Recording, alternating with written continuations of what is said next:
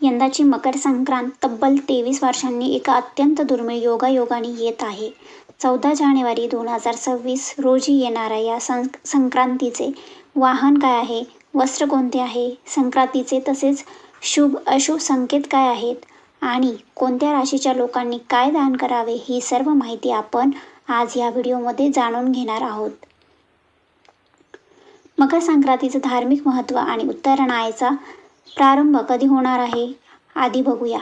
हिंदू पंचांगानुसार सूर्याचे धनु राशीतून मकर राशीत प्रवेश करणे यालाच मकर संक्रांती असे म्हणतात.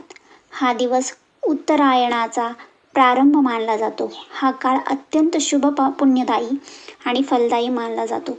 मकर संक्रांतीपासून सूर्य उत्तर दिशेकडे सरकतो, ज्यामुळे दिवसाचा कालावधी वाढतो आणि रात्रीचा कालावधी कमी होतो. हा बदल शुभ आणि मांगलिक कार्यासाठी अत्यंत फलदायी मानला जातो. यंदा 2026 मकर संक्रांती ही बुधवार दिनांक 14 जानेवारी 2026 आहे. सूर्य मकर राशीत प्रवेश करणार आहे. बुधवारी 14 जानेवारी 2026 दुपारी 3:13 आणि या पुण्यकामाची समाप्ती होणार आहे सायंकाळी 5:45 तब्बल 2 तास 32 मिनिटे कालावधी पुण्यकाळ असणार आहे. या व्यतिरिक्त महापुण्यकाळ मुहूर्त दुपारी 3:13 पासून ते सायंकाळी 4:58 असणार आहे. या कालावधीमध्ये आपण शुभ कार्य करू शकतात. या पुण्यकाळामध्ये केलेले स्नान, दान, जप विशेष फलदायी असतात. आता 2026 मकर संक्रांती आणखी विशेष आहे, कारण या दिवशी एकादशीचा दुर्मिळ योगायोग जुळून येत आहे. तब्बल 23 वर्षांनी संक्रांती व षष्ठीला एकादशी एकत्र आले आहेत. याशिवाय या दिवशी सर्वार्थ सिद्धी योग आणि अमृत योग आहेत. असे 2 अत्यंत शुभ योग बनत आहेत, म्हणून हा दिवस खूप विशेष आहे. आता ज्योतिषशास्त्रानुसार प्रत्येक वर्षी संक्रांतीचे वाहन, दिशा आणि हातातील वस्तू बदलत असतात. त्यावरून वर्षभराचे फल सांगितले जाते. मग यंदा संक्रांतीचं स्वरूप कसं असणार आहे, हे बघूया. यावर्षी 2026 संक्रांतीचे वाहन वाघ आहे आणि उपवाहन घोडा आहे. संक्रांतीने पिवळे वस्त्र परिधान केले आहेत. हातात गदा धारण केली आहे. यावर्षी संक्रांती वयाने कुमारिका असून बसलेल्या अवस्थेत आहे. दुसऱ्या हातात जाईचं फुलं घेतलेलं आहे. त्याचप्रमाणे ही मकर संक्रांत पूर्वेकडून पश्चिमेकडे जात आहे. वार बुधवार आणि अनुराधा नक्षत्र आहे. हे सगळं या मकर संक्रांतीचे स्वरूप आहे. आता बघूया संक्रांतीचे शुभ अशुभ संकेत. जसे की ही संक्रांत सरकारी कर्मचाऱ्यांसाठी खूप चांगली राहील. वस्तूंची किंमत सामान्य राहील. लोकांना आरोग्य लाभ मिळतील. अन्नधान्याच्या साठ्यात वाढ होईल.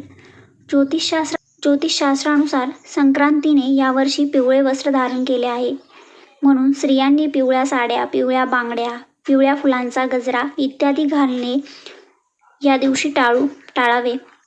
पण मात्र आपापल्या भागाच्या प्रथा, रूढी, परंपरेनुसार तुम्ही मकर संक्रांती साजरी करू शकतात. मकर संक्रांतीच्या दिवशी दुग्धजन्य पदार्थ खाणे टाळावे. आता बघूया या दिवशी काय करणे चांगले आहे. पहिली गोष्ट म्हणजे पवित्र नद्यांमध्ये स्नान करा. जर शक्य असेल तर सूर्यनारायणाला जल अर्पित करा आणि जमलं तर पिवळे फूल किंवा लाल फूल अर्पित करा. या दिवशी सूर्य उपासना, जप, मंत्र म्हणणे चांगले राहील. सुवासिनी महिलांनी एकमेकींना हळदी कुंकू लावून एकमेकांना वाण द्यावे, तिळगुळ द्यावे. शक्य असल्यास गाईला चारा खाऊ घालावा. मकर संक्रांतीला दान धर्म करणे विशेष फलदायी असते, म्हणून या दिवशी शक्य असल्यास दानधर्म नक्की करावे. त्यामुळे पुण्य तर वाढतेच, पण पापाचाही नाश होतो. देवाची कृपा प्राप्ती होते. दानधर्मामध्ये तुम्ही तीळ, गूळ, गहू, तिळाचे पदार्थ, काही भांडी, कपडे इत्यादी आपल्या ऐपतीप्रमाणे व स्वइच्छेने दान करावे. गरजूंना व ब्राह्मणांना अन्नदान करावे.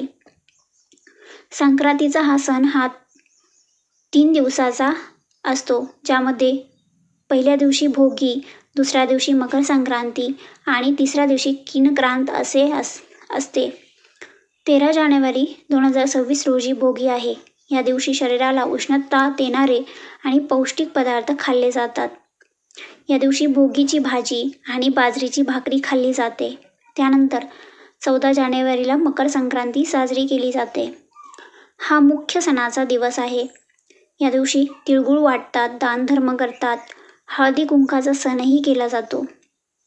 15 जानेवारीला किंक्रांत असते.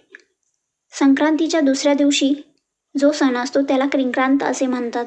या दिवशी किंक्रांत देवीची पूजा केली जाते.